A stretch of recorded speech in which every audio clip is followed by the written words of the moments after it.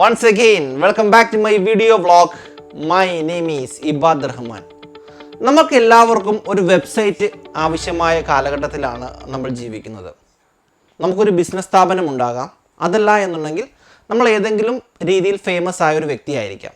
ഇവർക്ക് എല്ലാവർക്കും വെബ്സൈറ്റ് ആവശ്യമാണ്. എങ്ങനെയാണ് ഫ്രീ ആയിട്ട് ഒരു വെബ്സൈറ്റ് ക്രിയേറ്റ് ചെയ്യുക? അതാണ് നമ്മുടെ ഇന്നത്തെ ടോപ്പിക്. ഫ്രീ ആയിട്ട് വെബ്സൈറ്റ് ഡിസൈൻ ചെയ്യുന്നതിന് wix.com എന്ന് പറയുന്ന സൈറ്റിൽ ലോഗിൻ ചെയ്യുക. സൈറ്റിൽ ലോഗിൻ ചെയ്ത് കഴിയുമ്പോൾ റൈറ്റ് സൈഡിലായിട്ട് ടോപ്പിൽ സൈൻ ഇൻ എന്ന് പറയുന്ന ഒരു ഓപ്ഷൻ കാണാൻ സാധിക്കും. നമുക്ക് ഈ വെബ്സൈറ്റിൽ 3 രീതിയിൽ ലോഗിൻ ചെയ്യാം. നോർമലി നമ്മളൊരു വെബ്സൈറ്റിൽ ലോഗിൻ ചെയ്യുന്ന പോലെ തന്നെ രജിസ്റ്റർ ചെയ്ത് ലോഗിൻ ചെയ്യാം. അതല്ല എന്നുണ്ടെങ്കിൽ നമ്മുടെ ഫേസ്ബുക്ക് ID വെച്ച് ലോഗിൻ ചെയ്യാം. നമ്മുടെ ജിമെയിൽ അക്കൗണ്ട് വഴി, അതായത് ഗൂഗിൾ അക്കൗണ്ട് വഴി നമുക്ക് ലോഗിൻ ചെയ്യാം. ഫേസ്ബുക്ക് ID ഉപയോഗിച്ച് ലോഗിൻ ചെയ്തതിന് ശേഷം ഇതുപോലെ ഒരു വിൻഡോ വരുന്നതാണ്. ഇതിൽ ഡിഫറെൻറ്റ് ടൈപ്സ് ഓഫ് കാറ്റഗറി ഉണ്ട്. നമ്മൾ ഏത് രീതിയിലുള്ള വെബ്സൈറ്റ് ആണ് ക്രിയേറ്റ് ചെയ്യുക എന്നുള്ള കാര്യങ്ങൾ ആദ്യം ഡിസൈഡ് ചെയ്യുക. ബിക്കോസ് ഇത് വർക്ക് ചെയ്യുന്നത് ടെംപ്ലേറ്റ്സ് ബേസ്ഡ് ആയതുകൊണ്ടാണ് അങ്ങനെ ചെയ്യേണ്ടത്. ആദ്യമായി ഞാൻ ബിസിനസ് എന്ന് പറയുന്ന ഒരു പോയിന്റിൽ ക്ലിക്ക് ചെയ്യാണ്. എനിക്ക് ബിസിനസ് റിലേറ്റഡ് ആയതുകൊണ്ടാണ് ഞാൻ ആ ബിസിനസ് എന്ന് പറയുന്ന പോയിന്റിൽ ക്ലിക്ക് ചെയ്യുന്നത്. ബിസിനസ് എന്ന് പറയുന്ന കാറ്റഗറിയിൽ ലോഗിൻ ചെയ്ത് കഴിയുമ്പോൾ ഡിഫറെൻറ്റ് ടൈപ്സ് ഓഫ് ടെംപ്ലേറ്റ്സുകൾ വരുന്നതാണ്. ഓൾറെഡി 10 പേജോളം ടെംപ്ലേറ്റ്സുകൾ ഇതിലുണ്ട്. നമുക്ക് ഇഷ്ടമുള്ള ടെംപ്ലേറ്റ്സ് ചൂസ് ചെയ്യാവുന്നതാണ്. ഈ ടെംപ്ലേറ്റ്സിൻ്റെ ബേസ്ഡ് ആയിരിക്കും നമ്മുടെ വെബ്സൈറ്റിൻ്റെ ഡിസൈൻ വരുന്നത്. ഓൾറെഡി പ്രീ ഡിസൈൻഡ് ആയിട്ടുള്ള ടെംപ്ലേറ്റ്സ് ഇതിനകത്തുള്ളത് കാരണം നമുക്ക് ഈസിയാണ്. നമുക്ക് ഇഷ്ടമുള്ള ടെംപ്ലേറ്റ്സ് സെലക്ട് ചെയ്തുകൊണ്ട് നമ്മുടെ വെബ് പേജ് ഡിസൈൻ ചെയ്യാവുന്നതാണ്. ഞാൻ ഈ ഒരു പോർട്ട്ഫോളിയോ ക്ലിക്ക് ചെയ്യണം. പിന്നെ വേറെ പ്രധാനപ്പെട്ട ഒരു കാര്യം, ഈ തീമുകളെല്ലാം മൊബൈൽ ഫ്രണ്ട്ലി ആണ്. ഞാൻ ഉദാഹരണം കാണിക്കാം. ഞാൻ ഈ തീം എടുത്തിട്ട് വ്യൂ എന്ന് പറയുന്ന ഓപ്ഷൻ ക്ലിക്ക് ചെയ്യുന്നു. അപ്പോൾ ലെഫ്റ്റ് സൈഡിലായിട്ട് വിൻഡോസിൻ്റെയും മൊബൈലിൻ്റെയും 2 ഐക്കൺ കാണാൻ സാധിക്കും. ദെൻ മൊബൈൽ ക്ലിക്ക് ചെയ്ത് കഴിഞ്ഞാൽ ഈ വെബ്സൈറ്റ് മൊബൈലിൽ എങ്ങനെയാണ് ഡിസ്പ്ലേ ആകുന്നതെന്ന് നമുക്കിവിടെ കാണാൻ സാധിക്കുന്നതാണ്. ഞാനിപ്പോൾ നിൽക്കുന്നത് വെബ്സൈറ്റ് എഡിറ്റ് ചെയ്യാനുള്ള ഒരു ഡാഷ്ബോർഡിലാണ്. ടോപ്പിലായിട്ട് ഹെഡിങ് ഉണ്ട്. ദെൻ അതിന് താഴെ അവർ സർവീസ് എന്ന് പറഞ്ഞ ഓപ്ഷൻ കാണാൻ സാധിക്കും. Then our team, then our client, read more, latest articles, then contacts, social media icons. ഈ എല്ലാ ഏരിയയും നമുക്ക് ഈ ടെംപ്ലേറ്റ്സിൽ നിന്നുകൊണ്ട് എഡിറ്റ് ചെയ്യാവുന്നതാണ്. ഞാൻ ഉദാഹരണം കാണിക്കാം. ഈ നമ്മുടെ മൗസിൻ്റെ കേഴ്സർ ക്ലിക്ക് ചെയ്യുക. ഏത് പോയിന്റിലാണെന്ന് വെച്ച് കഴിഞ്ഞാൽ നമ്മുടെ മൗസിൻ്റെ കേഴ്സർ ക്ലിക്ക് ചെയ്യുക. അപ്പോൾ ആ ഒരു ഏരിയയിൽ നമുക്ക് എഡിറ്റ് ചെയ്യാനുള്ള ഓപ്ഷൻ കാണുന്നതാണ്. ദെൻ എഡിറ്റ് ടെക്സ്റ്റ് എന്ന് പറഞ്ഞ് ബട്ടൺ ക്ലിക്ക് ചെയ്ത് കഴിഞ്ഞാൽ നമുക്ക് ആ ടെക്സ്റ്റ് എഡിറ്റ് ചെയ്യാം. ദെൻ അതിൻ്റെ ഫോൺ സൈസ് റെഡ്യൂസ് ചെയ്യണമെങ്കിൽ റെഡ്യൂസ് ചെയ്യാം. ഫോണിൻ്റെ കളർ മാറ്റണമെന്നുള്ളതൊക്കെ നമുക്ക് കളർ മാറ്റാൻ സാധിക്കും. ദെൻ ബാക്ക്ഗ്രൗണ്ട് ഇമേജിൽ ക്ലിക്ക് ചെയ്ത് കഴിഞ്ഞാൽ ചേഞ്ച് സ്ട്രിപ്പ് ബാക്ക്ഗ്രൗണ്ട്, അതായത് നമുക്ക് ബാക്ക്ഗ്രൗണ്ടുകൾ മാറ്റാൻ സാധിക്കുന്നതാണ്. ഡിഫറെൻറ്റ് ടൈപ്സ് ഓഫ് ബാക്ക്ഗ്രൗണ്ട് ഉണ്ട്. ഇനി ആ ബാക്ക്ഗ്രൗണ്ടിൽ വേണമെങ്കിൽ വീഡിയോ ആഡ് ചെയ്യാം. അതെല്ലാവരും കളർ മാത്രം ആഡ് ചെയ്താൽ മതി എന്നുണ്ടെങ്കിൽ അതെല്ലാം ചെയ്യാനുള്ള ഓപ്ഷൻസ് ഇതിലുണ്ട്. ദെൻ അവർ സർവീസ് എന്ന് പറഞ്ഞ ഓപ്ഷനിൽ ക്ലിക്ക് ചെയ്ത് കഴിഞ്ഞാൽ ആ സർവീസ് എന്ന് പറഞ്ഞ ഓപ്ഷൻ നമുക്ക് എഡിറ്റ് ചെയ്യാം.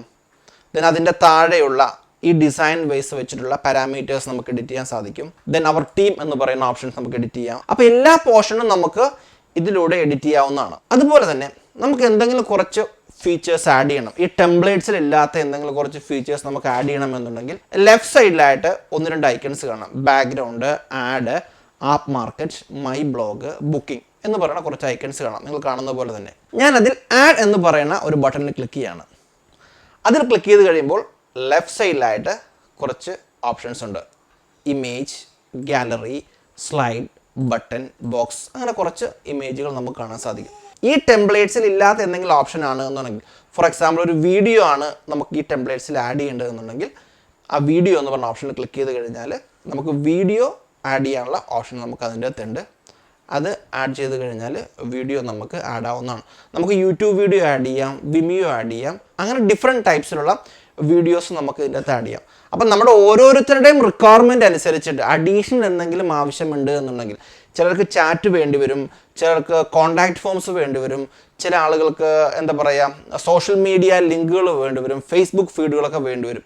അപ്പോൾ അതൊക്കെ ആഡ് ചെയ്യണം എന്നുണ്ടെങ്കിൽ ഈ ഒരു ഓപ്ഷൻ നമുക്ക് യൂസ് ചെയ്യാവുന്നതാണ്.